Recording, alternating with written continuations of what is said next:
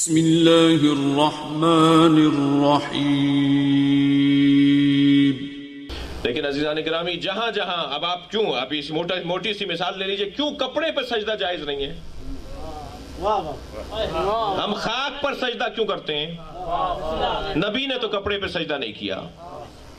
میں اپنے جوانوں سے کہتا ہوں، بڑے اطمینان کے ساتھ اپنے عزیز بھائیوں سے کہیے جا کر کہ کہیں دکھائیں کہ نبی نے کپڑے پہ سجدہ کیا۔ ہمارے نبی نے کپڑے پہ سجدہ نہیں کیا کبھی، ہمیشہ خاک پر سر رکھا ہے۔ یہ جو ہم سجدگاہ رکھتے ہیں نا، یہ کیا دلیل ہے آپ کے پاس؟ کیوں سجدگاہ رکھتے ہیں آپ؟ کارپیٹ پہ سجدہ کیوں نہیں کرتے؟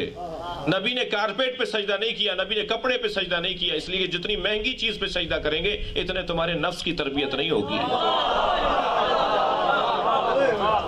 خاک پر سر رکھو گے تو نفس کشی ہے، کپڑے پہ سر رکھو گے تو جتنا کپڑا میں کپڑے کی اجازت دے دی تو قالین ہو جائے گا، ریشم ہو جائے گا، ہر چیز جائز ہو جائے گی۔ ایک صاحب مجھ سے کہنے لگے، آپ شیعہ حضرات مشرک ہیں، آپ ٹکیا پر خاک کے اوپر مٹی کے ڈھیلے پہ سر رکھ کے نماز پڑھتے ہیں۔ میں نے کہا جی آپ کس پر رکھ کے پڑھتے ہیں؟ کہیں تو سر رکھتے ہوں گے نا آپ۔ ہم تو مٹی کے ڈھیلے پہ سر رکھ کے نماز پڑھتے ہیں، آپ کس پہ سر رکھتے ہیں؟ کہنے لگے ہم ہر ایک چیز پہ رکھ لیتے ہیں۔ تو بتائیے بڑا مشرک کون ہوا؟ صلوات پڑھیں ذرا محمد و آل محمد۔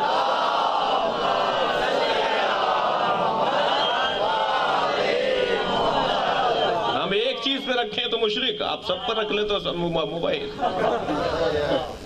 جی، اگر آپ ہمارے لیٹسٹ ویڈیوز کے بارے میں جاننا چاہتے ہیں تو ہمارے چینل کو سبسکرائب کریں اور بیل آئیکن کو پریس کریں۔